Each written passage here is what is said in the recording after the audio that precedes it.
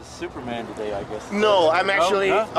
I'm dressed as a character from my second novel. He's on the cover of my second novel, Battle Never Ending, which was endorsed by Dick Gregory, civil rights legend. And the outfit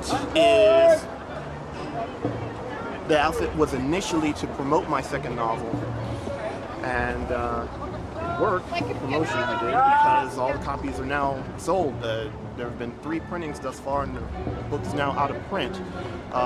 Someone on Amazon.com is actually trying to get away with auctioning off a copy for $65, even though the cover was only $5. The cover price was only $5, so go figure.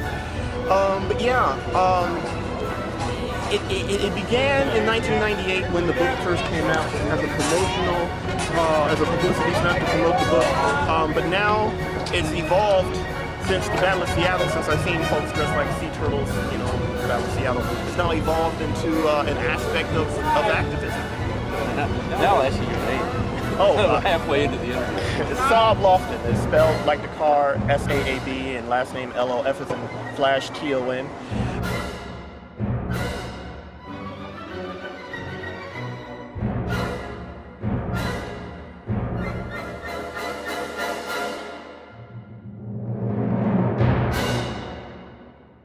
Here's what needs to happen. There needs to be a rock star tour, a rock concert-esque tour. Damn. There needs to be a rock concert-esque tour whereby the same people that are behind a tour of, say, Aerosmith or the Rolling Stones would put together a huge phantasmagorical pyrotechnic display where you would parade, you know, Hiroshima and Nagasaki survivors on stage. You'd have a giant Trinitron screen in the background, and when one of them raised up their top and showed like the gouges and the radiation burns, it would be magnified on the big Trinitron screen. And they should have the same guy that introduces boxing matches introduce them, you know? And now, the Hiroshima and Nagasaki survivors, and then introduce them one by one and have them each get on the mic and tell their story, and it would be magnified just like a rock concert would be. And they should have this tour go across the country and around the world. That is so long overdue. That's, you know, while these people are still alive. I think that'd actually be an extremely bad taste, because I mean... No, not at all. Well, who would go and see it? And also, that's everyone needs to be made to see it. I would dare say, teachers in schools should have it required. You can't graduate from high school until you go to the Hiroshima Nagasaki Survivor Rock Concert Tour. It's either that, or maybe we should drop one on Orange County. Because it seems like to me, only when something happens to an all-white community, an all-white rich community, then all of a sudden everyone cares. The mission that I'm on is about as unique as it gets insofar as labor struggles go. Boycotting day jobs. That's the overall umbrella. Beneath that umbrella, there are 2 tiers. Whether I survive and whether I thrive.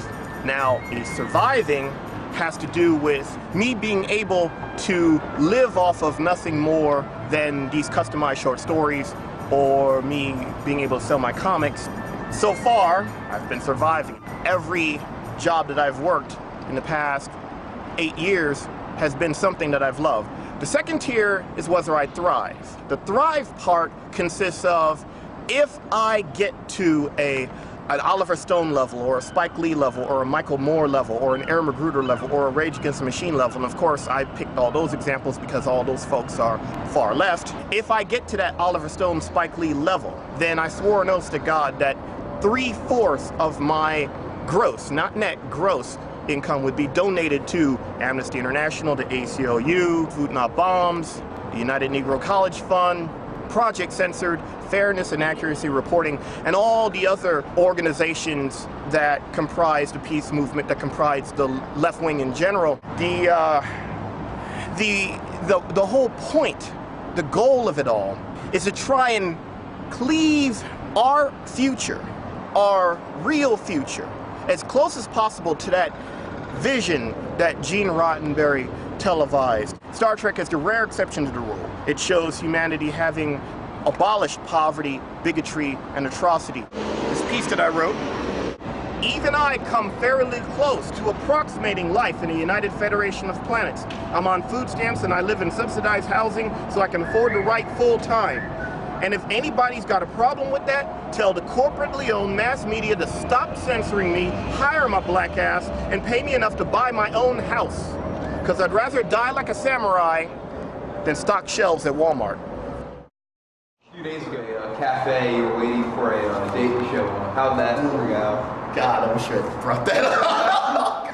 Look, we're all nerds here, right? You know, I mean, I don't want to assume, but I'm going out on a limb, and you know, I mean, you know how it is. You know, it's just hard. It's hard to find someone that looks the way you want them to look, but then is also into the same things that you're into. I mean, this culture almost specifically prohibits that sort of thing. You can find a Natalie Portman, Reese Witherspoon look-alike, and you can find a woman that's into Star Trek, superheroes, and pro wrestling. But good luck trying to combine the two. Good luck having it where there's a Reese Witherspoon look-alike that's into Star Trek, superheroes, and pro wrestling. What are the odds? I mean, it's like you'd be better off playing the lottery. Janet has a dog fixation, which is very hard for me to handle. When we were, oh boy, if she ever sees this, she's gonna be hella pissed. Well, Janet had this big, gigantic black Labrador Retriever. I mean, we're talking Marmaduke huge. We're talking Clifford the Big Red Dog huge. I mean, we're talking a giant dog. And so Janet expected us to share the bed with the dog. I'm not talking like in the bedroom, sleeping on the floor of the bedroom. I'm talking, or you know, by the bed. I'm talking about in the bed with us. In the bed with us. Now, Phoenix is jet black, and so in the dead of night, Phoenix's canine eyes will gleam in the dark. And so it's like you're with someone that you love, and then you look over and you see these two gleaming demonic eyes. Oh, it was just spooky. I couldn't deal with it. And so it was like that reality TV series, Love Me or Love My Dog. I mean, it's like you had to choose, you know, and she chose the dog. So the black man loses out to a black dog. It's not cool, not cool.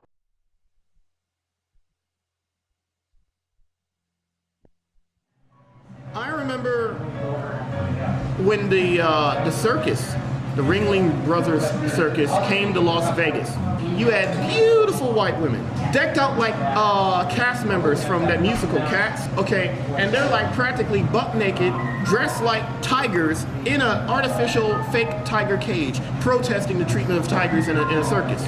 If I asked any one of those white women out, they would turn me down stone cold. So they're gonna risk arrest. They're gonna risk catching a cold, butt naked, dressed like a damn tiger, like a cast member from Cats, to protest the treatment of tigers in a circus, but they won't give me the time of day. How many tigers have written novels? How many tigers have drawn comic books? How many tigers give speeches, host talk shows?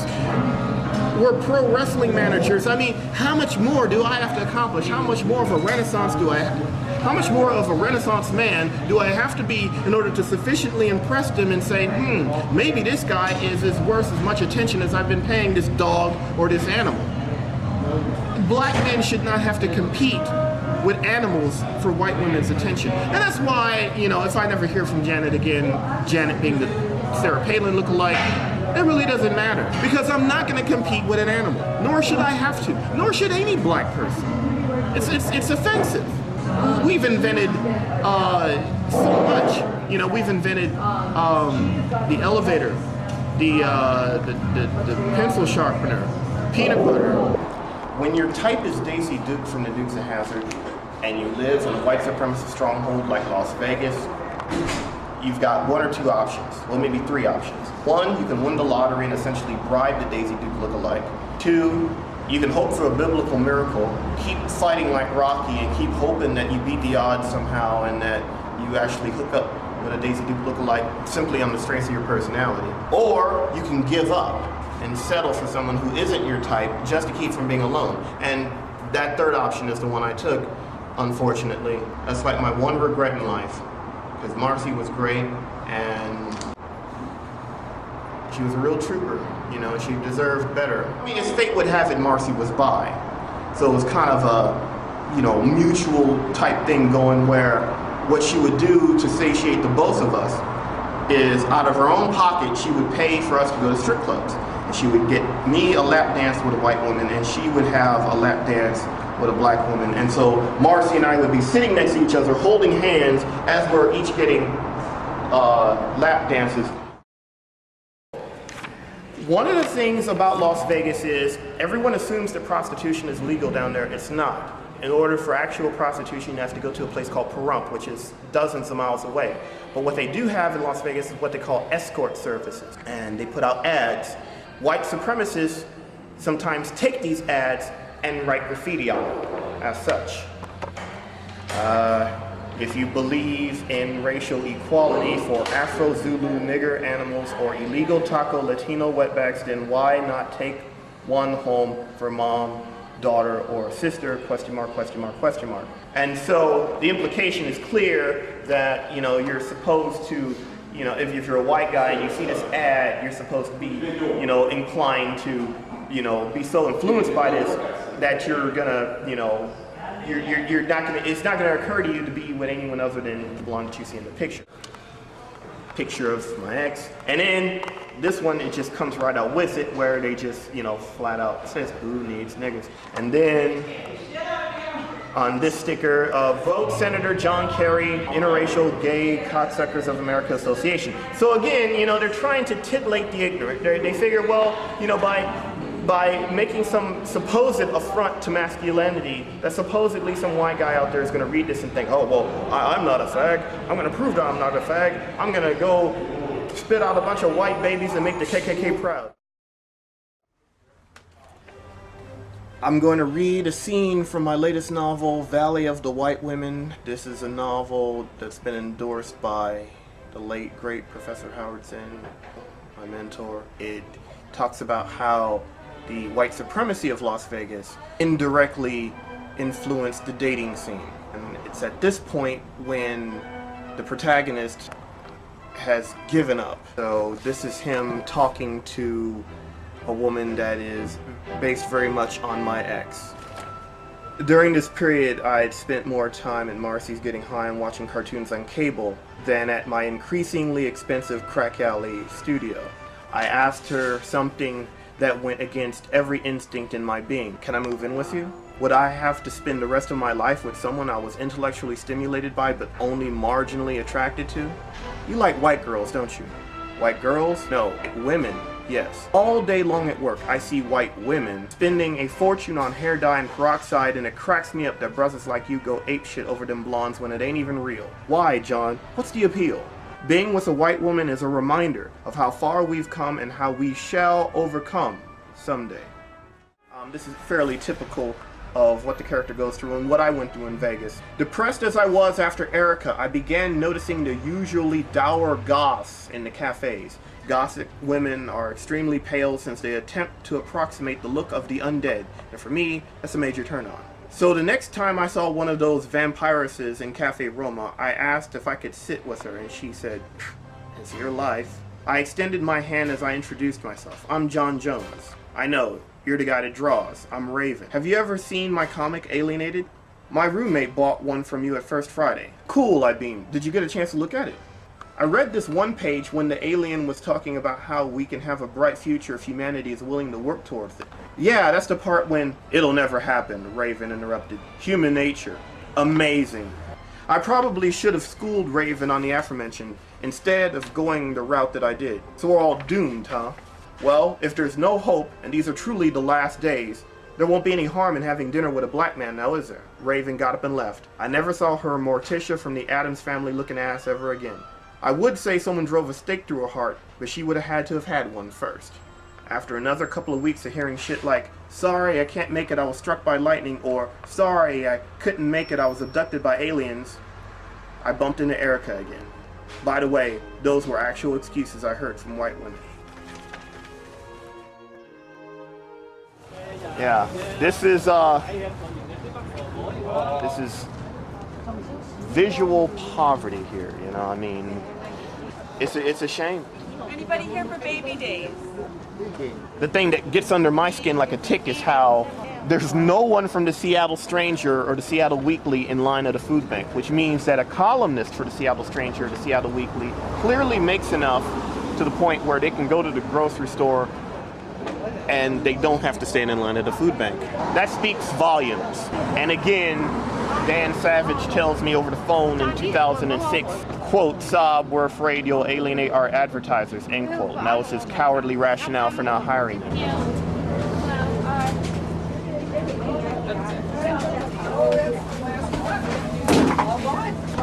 I'm the anti-vegetarian. It's so funny. They got this sign on the box saying vegetarian and whatnot.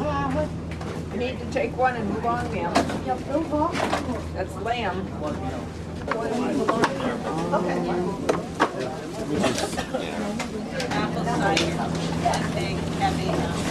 I don't have time.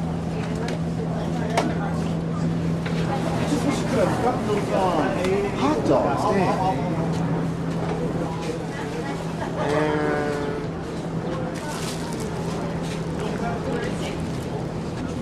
Hello. Can I ask you what you're doing? We're filming him. Okay. So, We're not taking any food or anything. oh, no. I realized that. I just, this was not okay, because this is the food bank. Uh-huh. And it wasn't, no one came and spoke to me Oh, we're sorry. about this. Why would that be necessary anyway? I mean, this is a public place. You guys aren't the CIA or anything. This is open to the public, but this is not a public,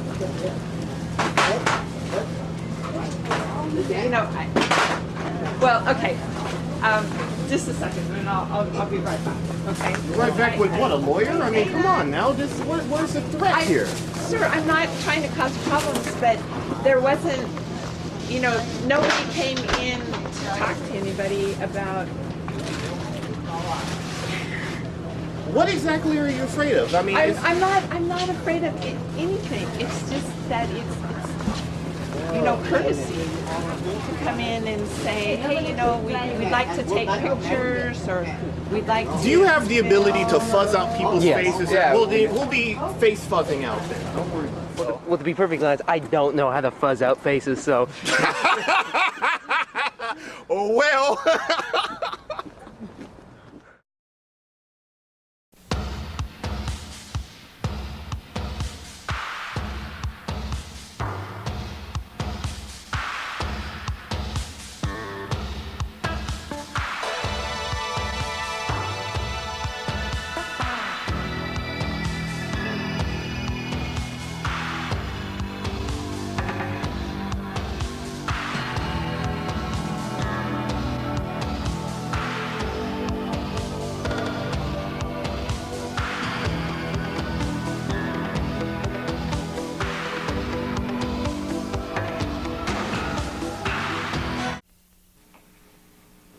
Good evening and welcome to Solano Live, the show produced by television students here at Solano College.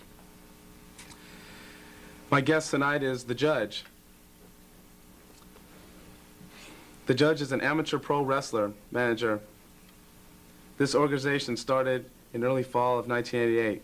Later on, we will see clips of The Judge this evening. Welcome, Judge. How's it going, Chris? Can I call you Chrissy? No, just call me Chris. Okay, Chrissy. Professional wrestling. The beauty of professional wrestling, it's for those who believe no explanation is necessary. For those who don't, no explanation will ever do. Every other sport is about competition, but pro wrestling is about cooperation. And if you don't cooperate, then you fail. Then there is no show. Everyone is part of the same team, be they good guys or bad guys. Are you a bad guy and your fellow people? Oh, I was a bad guy. I was a villain. Do you swear to beat them up, make them bleed, and inflict lots of pain, so help you God? I was the judge. I wore a black robe. It was my high school graduation robe. And I went and had a gavel, a custom-made gavel made. That was the first time I ever signed an autograph, was as the judge. That was cool. Are the outcomes rehearsed? The beauty of professional wrestling lies in the fact that it is choreographed, that it is scripted. And because it's fixed, people know not to get too carried away about it. Also, too, it stimulates the imagination, which is something that America definitely needs.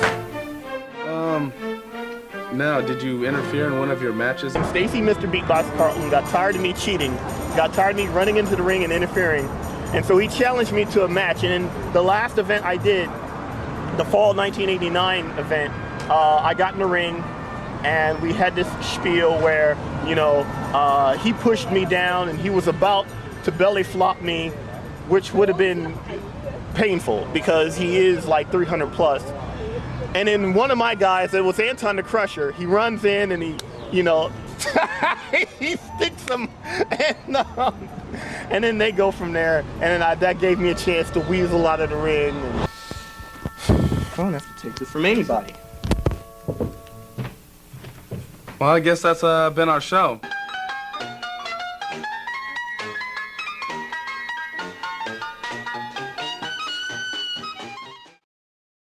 If you could have any job in the world, any dream job you want, what would it be?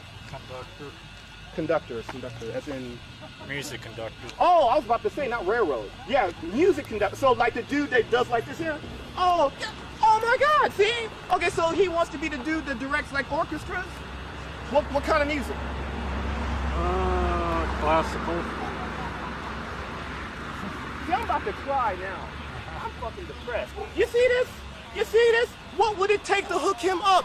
I guarantee you it won't take as much money as it took to hook W's sorry ass up in Iraq. I mean, the money we're sitting there wasting, invading, occupying another country and stealing their fucking oil, we could have taken that money, just a sliver of it, and hooked him up so that he could be orchestrating musical bands and concerts for the rest of his life.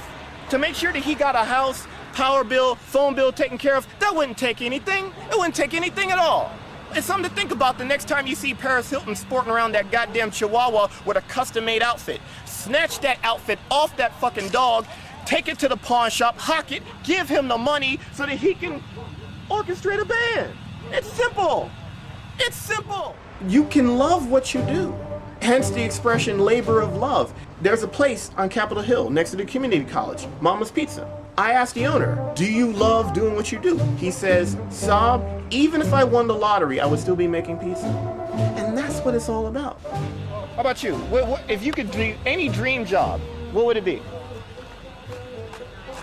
A dream job? Basically to sit back someplace up in the mountains, near a body of water, have some cabins, maybe rent them out.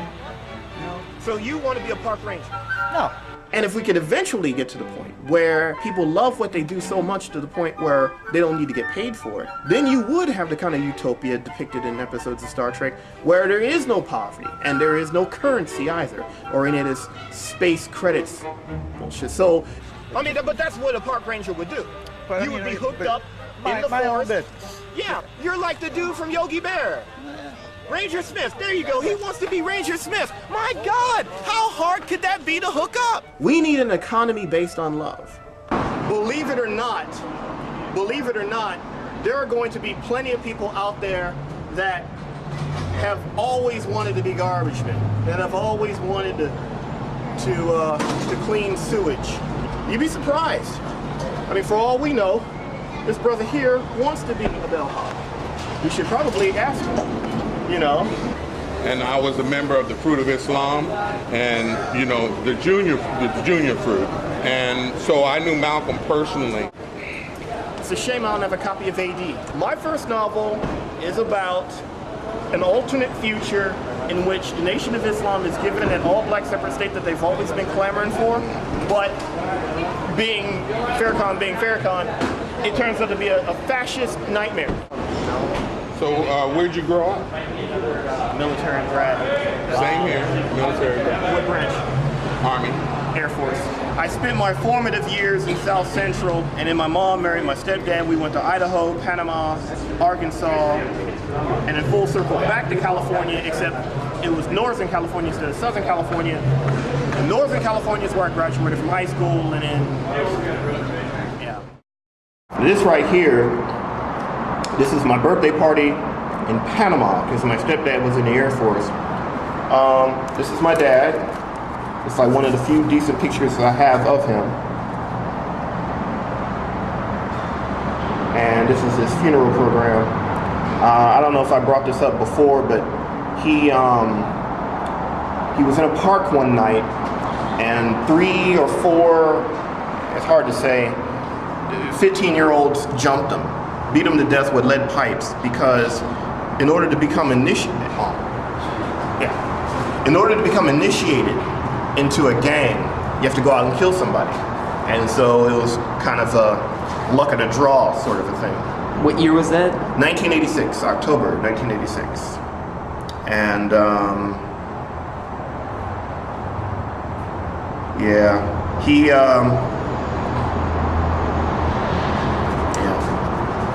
never knew him.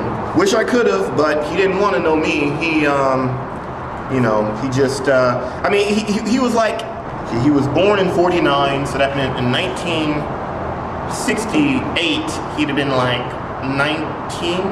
I see, he basically had me far too young. He just couldn't take responsibility. You know, in my own life, and certainly in Vegas, which accounts for me writing this book, and you know, even in so-called liberal Seattle, there is what they call the black tax, which is to say that you could have a black guy and he's in a space shuttle and he flies into space and he stops a meteor, an asteroid, from crashing into the Earth, and he lands safely back down to Earth after having saved the world, and he has a ticker tape parade, and the president is awarding him with the Medal of Honor. And even after all that, that black guy, that space hero, would still have to be competing on equal footing with some white boy looked like Shaggy from Scooby-Doo sitting in an alley strung out on crystal meth and heroin. Because I've seen it. I've seen where, you know, it begs the question, you know, what do white women find attractive anyway? Again, if America was the mere meritocracy that it claims to be, then the parameters, that which you use to judge, you know, a potential mate, should be achievement. So, you know, at the risk of sounding egotistical, I've achieved far more than a lot of the white guys I've been passed over for. One of the things mentioned in the book is how a woman named Claudia Woodman, who I used to go out with, she left me for a dude that looked like Friar Tuck from Robin Hood. And bald, I can understand. Balding, I can understand. But when you have all this in here clearly shaven and a moat of hair around it, you look like Robin Hood. I'm sorry, Friar Tuck. And I don't mean Friar Tuck from Prince of Thieves, because that dude was cool. I'm talking about the old school Friar Tuck from the 30s, when all this in here, again, was just clean shaven.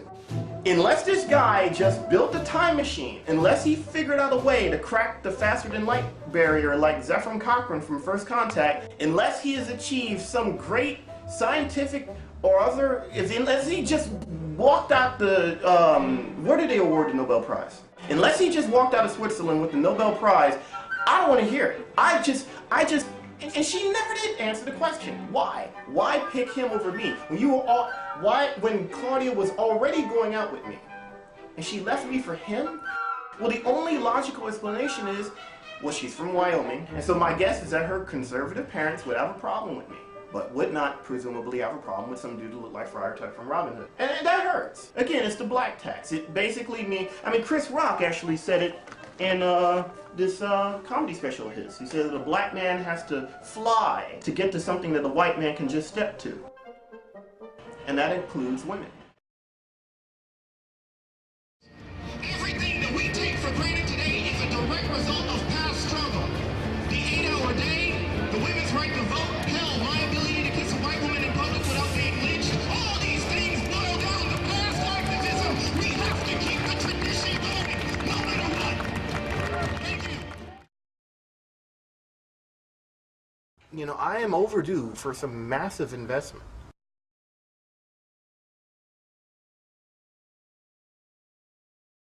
How do you expect to get that? Begging. Hoping that someone with some money is watching this thinking, oh my God, I could invest in Dude, Where's My Car Part 2 or Beverly Hills Chihuahua Part 3, or I could do the right thing and get the money to Saab. How much did it cost to make Dude, Where's My Car? And why did that have to be made? Dude, Where's My Car? Even the title is imbecilic.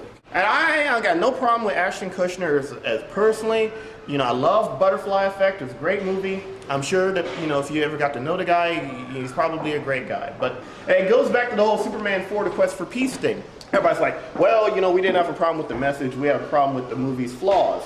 But you go over here to this movie spiel, I'm sure we can find flaws in any one of these things. Let's see, flaws. Oh my God, flaws for days. We're expected to believe that all these kids in the Goonies were able to outwit all those crooks and stay alive? Ridiculous. I mean, that movie's not realistic at all. This is a huge flaw because I look like Jesus. That is not Jesus. That looks like some frontman from some alternative band out of Minnesota or something. Patriot, I'm sure that a historian could pick that apart.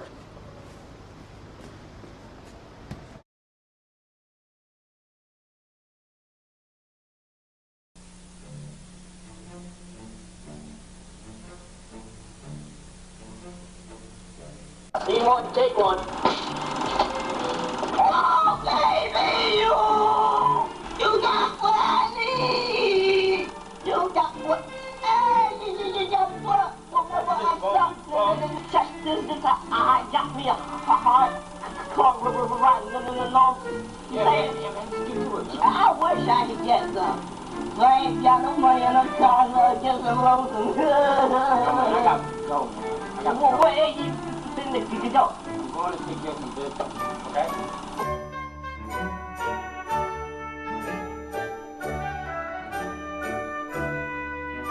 Rolling.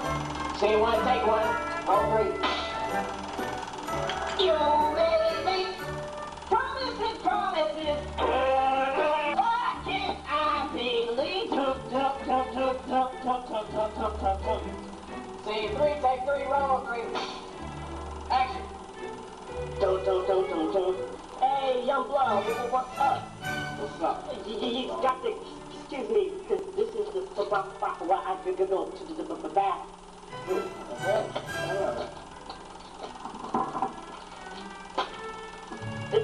That sounds like the hammer of a gun being pulled back. Yeah, it is. You know, I ain't got no money. Don't worry about money. See, if I was doing it, they'll probably kill me. So, I want to ask you one question. Why is it that when you sing, you don't stutter, but when you talk, you do? Because I'm a cop, nigga.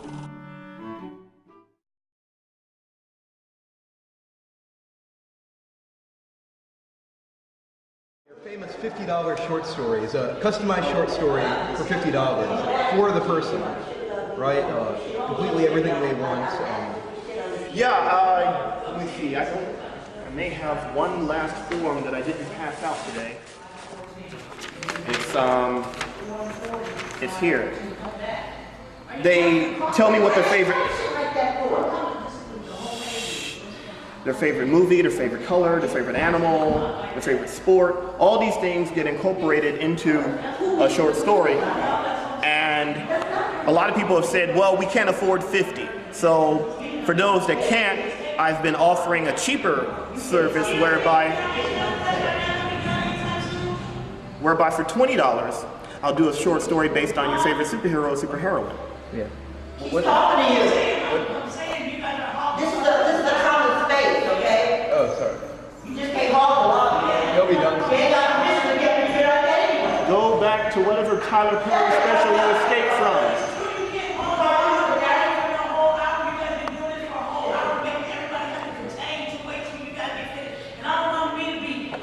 Oh, sir, we'll be finished soon.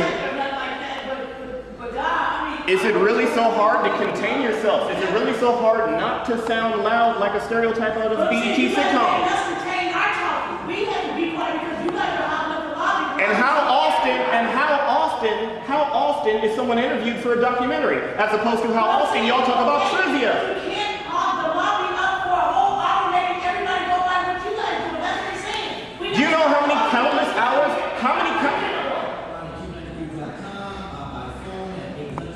You've just made black people look really bad in front of a couple of white girls.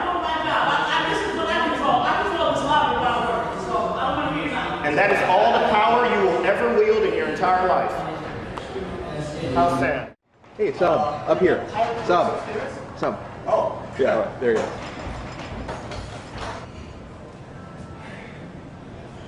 You look vaguely familiar.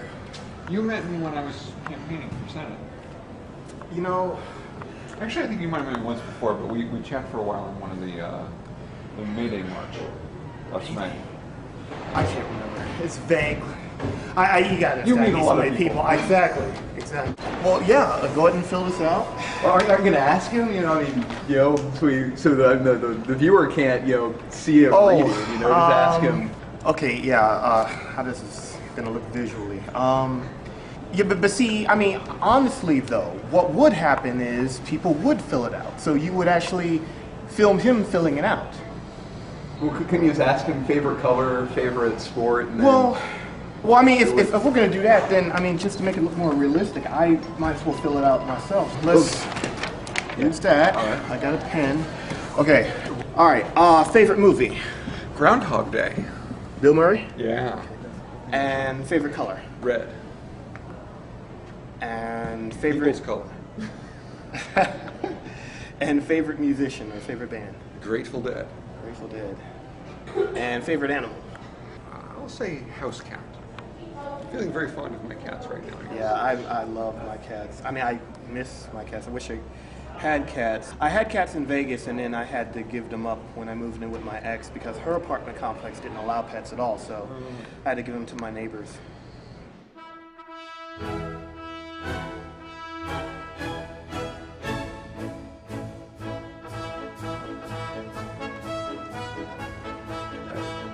Okay, so it starts off, Rufus is depressed, and his friends are trying to console him, and cats love catnip, so his catnip dealer shows up with some especially powerful catnip, and one sniff of it, and it sends him hundreds of years into the future, and it drops him off at the dawn of the 21st century. Rufus is so used to being chased, hunted by humans, that he can't conceive of being accepted by one of them. And so, you know, when he sees a cat walk through the doggy door, he's just astonished. It's her house, but it might as well be mine. Oh, dude, what are you doing? If that human catches you taking a shit in her, what is that anyway? It's kitty litter. After we're done, the humans will clean up after us, like clockwork. Goddess, I really am in some future utopia. And so, Rufus, re-energized, he goes back to the 1300s and he gives a big speech. He says, "Life is more than today. There will come a day when these hairless monkeys will be kissing our asses instead of kicking them. I've seen it. They'll be working for us. Now get out there and do some good. We have a world to win."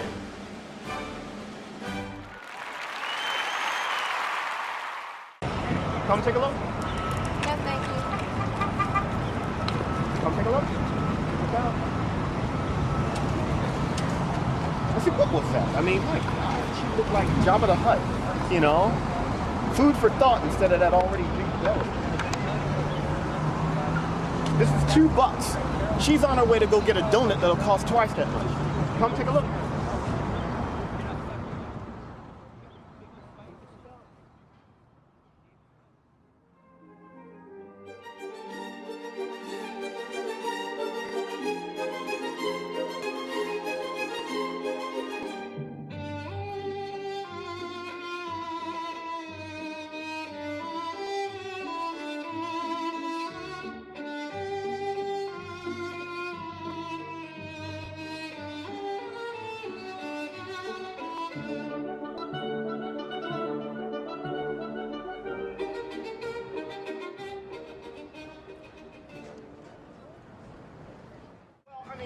This place is a fucking mess, you know? I mean, I can't work like this. Alright, I'm just gonna...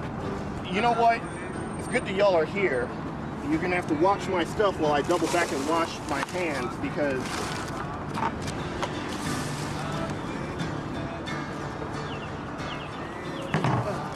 So, I mean, you know, it kills me trash can is right fucking here. And yet,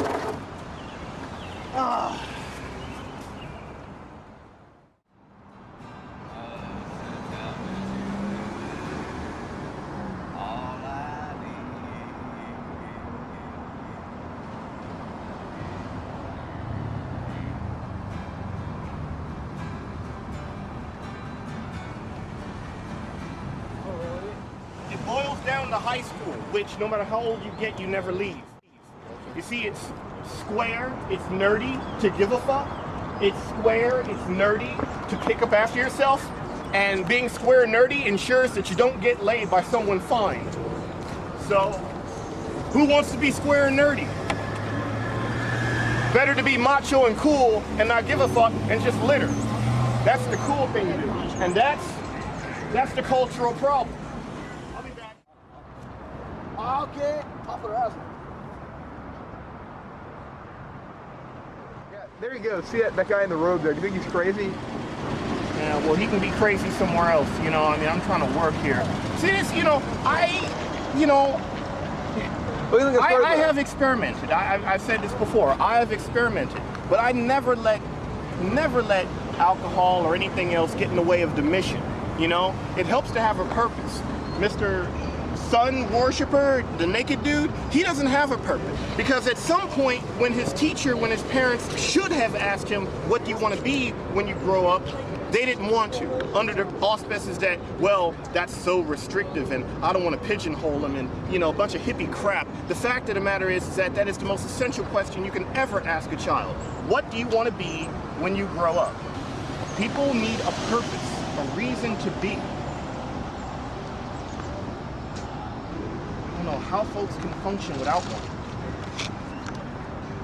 And if you don't have a purpose, find one, you know. And if you need the purpose funded, then be a commie, demand that the wealth be shared so that your purpose can exist. But do something. Don't just spend your whole life high. That's just such a waste. I think he actually might have been mentally ill. Yeah. Well, maybe.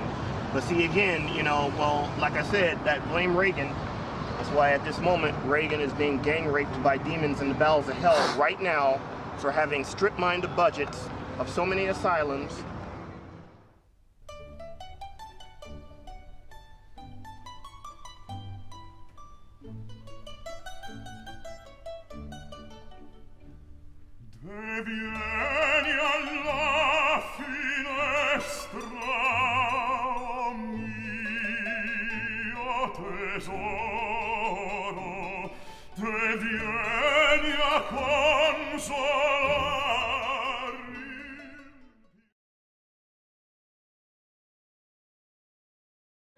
Very important. We all need to think about Saab.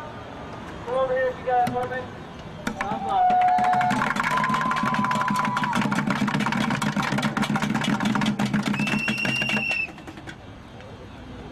After I'm done here, y'all can make all the noise you want.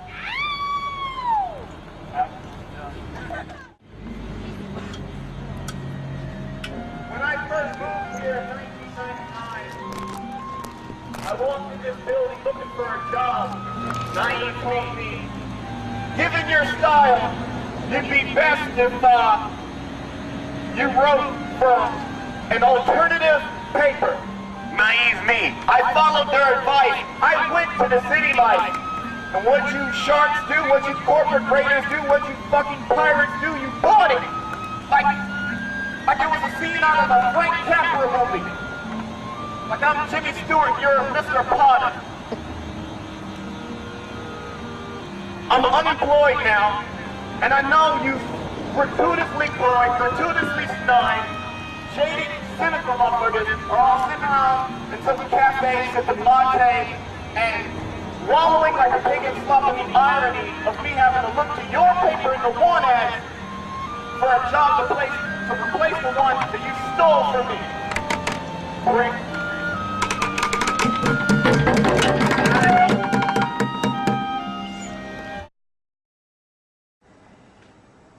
It's all about what you can bring to the table.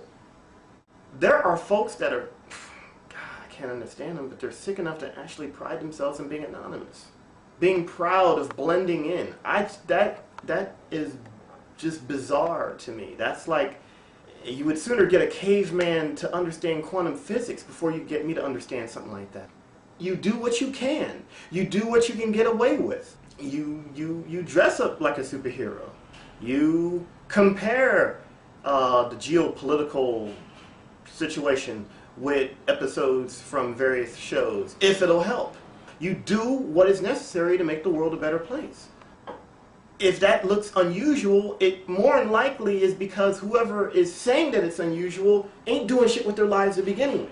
And they're only doing just enough to get by, just enough to keep from sticking out, just enough to keep from getting laughed at. And as a nerd, I can tell you right now, it is very painful to have a bunch of bullies fuck with you, beat your ass, laugh at you.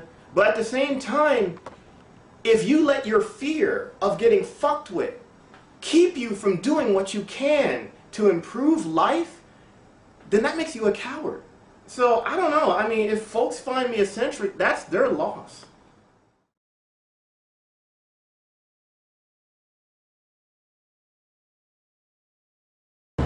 So do you think you'll catch on after you die? It depends on how I die.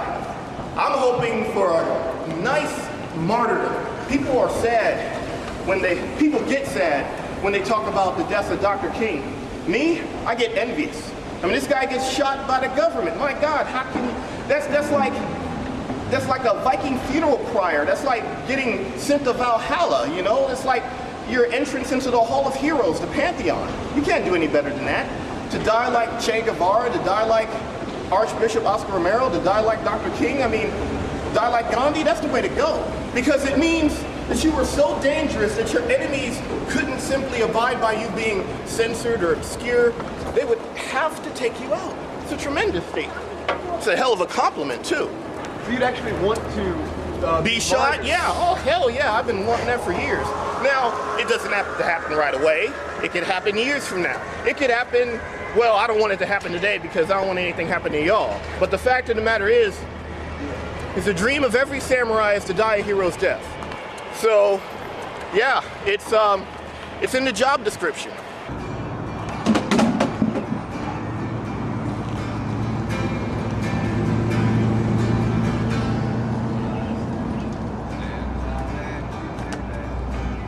I mean, you know, it's like, it's this thoughtlessness, this inconsideration, thank you.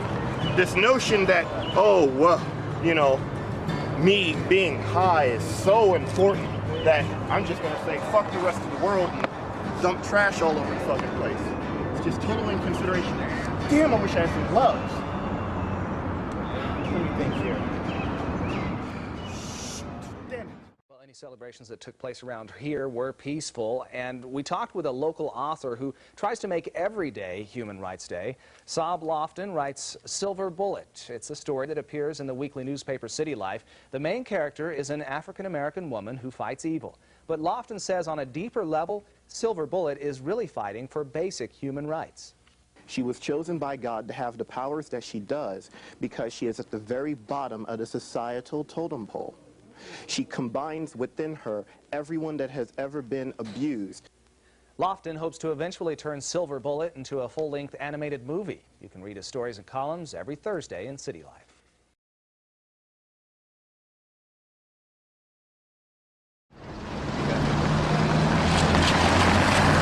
Here's the deal. The publisher's wife died. The publisher's wife was in charge of payroll. And so evidently having to deal with payroll was so traumatic for the publisher that he took his frustrations out on me. And he just went off on me. I mean, he just straight cussed me the fuck out, big time. The deal that I made with my editor, Megan Lee, was that it was supposed to be, we're talking about Lady Coyote. Each episode of Lady Coyote is supposed to be $40. The past couple of checks I got, one was for $25, one was for $30. So I'm being shortchanged. What we're going to do now is we're going to go to Megan Lee's office, who is under him in the hierarchy, who is the editor and my boss. So I'm going to see anyway.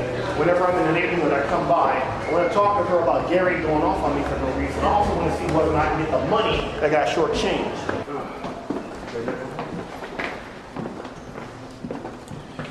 It's the same.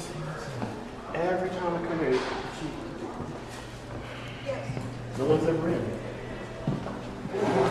I miss Vegas. I miss the city life. I miss back in the day when I could like go to the newsroom and walk in the bullpen and talk to my boss, and I could even, you know, talk to the publisher every now and then. And Russ Cannon did not cuss me out. You know, I mean, it was just for one brief shining moment, Camelot. You know, used to get $500 a month writing a column for you know, paper in Vegas, and now here I am arguing over, you know, 40 measly bucks, you know, for this here. What's the expression? How far have the mighty fallen? Well, you know, being censored in Vegas, you know, is messing me with nothing but this now.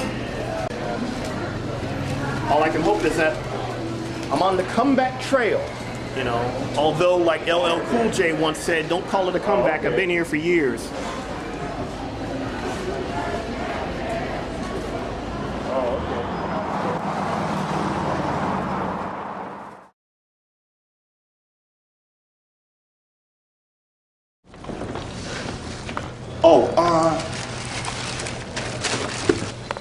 Actually wrapped it in this old copy of Workers' World. Actually, you'd appreciate that. Thank you. But he's already read it, so it's kind of, it's just... What'd you think of it? I loved it, but it's the experience of reading the story is a wonderful thing, because the elements in it resonate so profoundly because, of course, given the storyteller elements to borrow from. The pieces, you uncover them as you go along through the story, and these things are just deeply familiar, and that's I think what makes reading it such a wonderful experience. It's hold on a second. I might want to cut that off. I don't know if anybody wants to. Hello? Did you get the story about? That she read it already, the whole thing. Cool. Dave just said that his mom liked the story. Did she like any part of it in particular? Did she have a favorite part?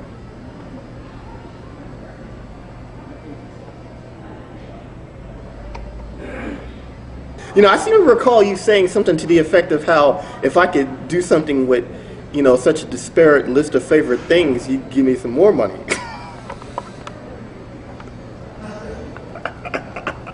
He's joking. But I mean, again, by all means, you know, find me some more clients. I mean, you know, your mom is now one more person that can attest to what I'm capable of. I'm glad she liked it. You know, it was fun working on it too. You know, I like the idea of her being, you know, a part of the 20th century. You know, like some of the things that, you know, you see in the history books. You know, like she had something to do with. You know what I mean? Oh well, I'll let you talk to him. Hold on, it's David. Hello. Oh, I loved it. It's a fun experience reading them. Right, and they're all combined in these unique elements. You don't quite know what to expect, so it's all very surprising. Yeah, I loved it. It was a great thing. I do remember now. He was running for office, and this was March. Yeah, mid-March of last year. Mid-March of 2001 when I saw him. And you're right, he was a tall. He's a tall guy. You know.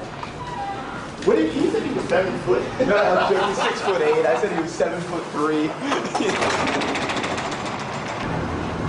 You want to save batteries? No, if we could actually get some more footage of you walking.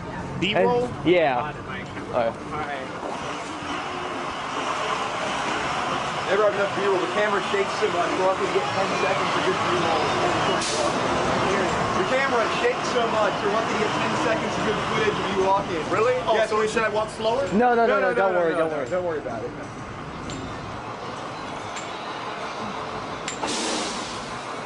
Yes, I'm here. I'm alive, and I'm walking down Broadway where the neon lights are bright.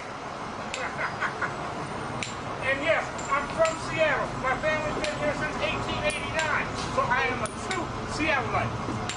Except my dad was born in Florida.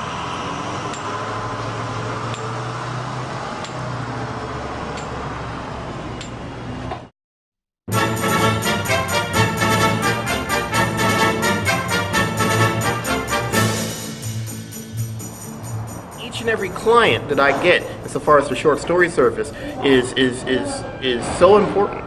Each client is like another nail into the coffin of my enemies.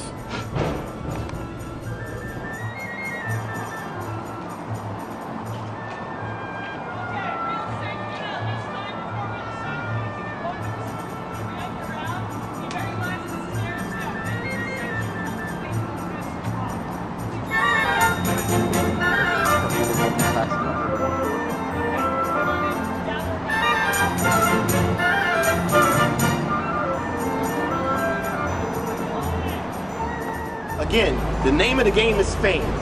That's the bottom line. Add the tape.